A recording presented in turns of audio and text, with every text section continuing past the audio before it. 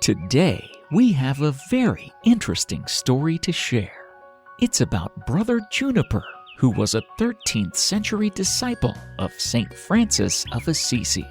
His story is mentioned in the book titled The Little Flowers of Saint Francis. Brother Juniper was one of the original followers of Saint Francis, and he is often mentioned as the jester of the Lord. There are many examples in the book that suggests that Juniper suffered from mild autism, which in those days people did not understand quite well. People around viewed Juniper as devout and holy because of his literal, almost childlike perception of the world. Let us learn about this amazing saint today.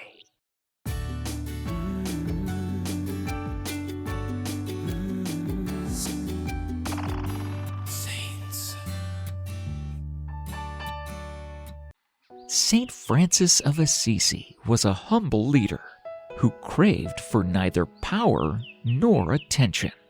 Like a powerful spiritual magnet, he drew thousands of followers, people who left thriving businesses and comfy homes behind to wander around, serving the poorest of the poor, putting God's compassion on radical display, doing what Jesus would do. Born in the late 12th century, Brother Juniper was an early follower of Saint Francis of Assisi.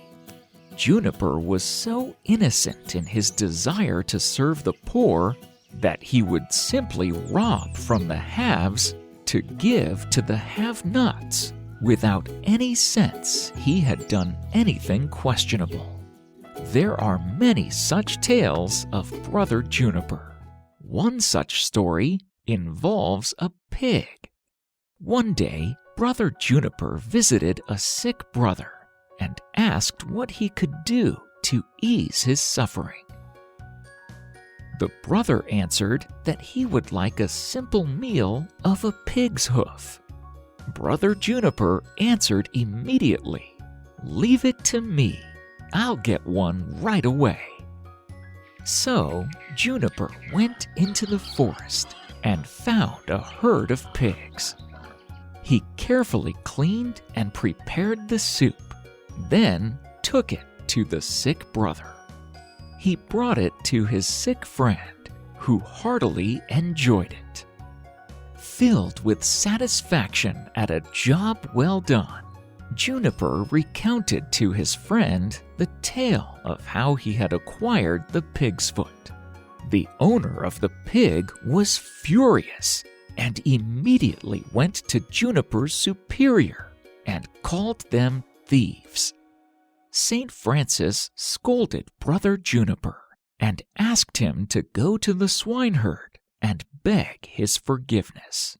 Brother Juniper was shocked. Why on earth would someone be upset with such a compassionate deed? After all, mere possessions have no value unless they can be applied to the service of one's neighbor. So instead, he went to explain his actions to the swineherd. He was met by anger and insults, but they seemed to have no effect on Juniper. He thought the swineherd just didn't grasp his act of charity, so he cheerfully recounted the story again. He begged with such compassion, simplicity, and humility that the Lord's heart melted. His heart miraculously changed. He threw himself at Juniper's feet and tearfully repented for his mistreatment of Juniper and his brothers. It's easy to think of Brother Juniper and other holy fools as being a bit odd or crazy. Their stories might seem like silly jokes that don't really matter. But there's actually something very important in these stories. When we pay attention to Juniper and others like him, we start to ask ourselves, maybe they're the ones who really understand things. Juniper's special gift was seeing the world in a unique way and sticking to that vision. Even when people were unkind, he kept believing in his way of seeing things. And eventually, the world started to understand him. So serious was Juniper about imitating Christ that he would give away the very clothes off his back. After several embarrassing episodes, Juniper's superior ordered him not to give his tunic or any part of it to anyone. But soon, Juniper was approached by a pauper asking for alms. He replied, "I have nothing to give except this tunic, and I cannot give it to you due to my vow of obedience. However, if you steal it from me, I will not stop you." Left naked, Juniper returned to the other friars and told them he had been robbed.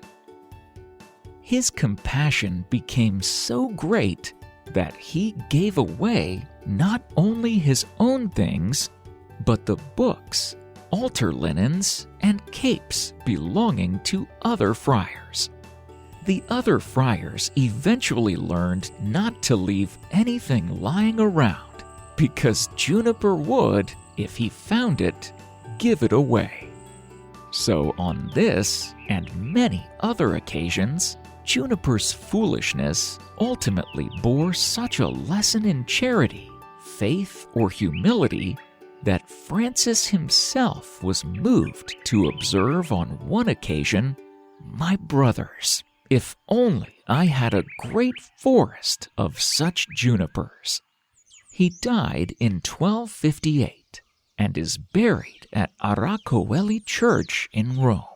He was never formally beatified.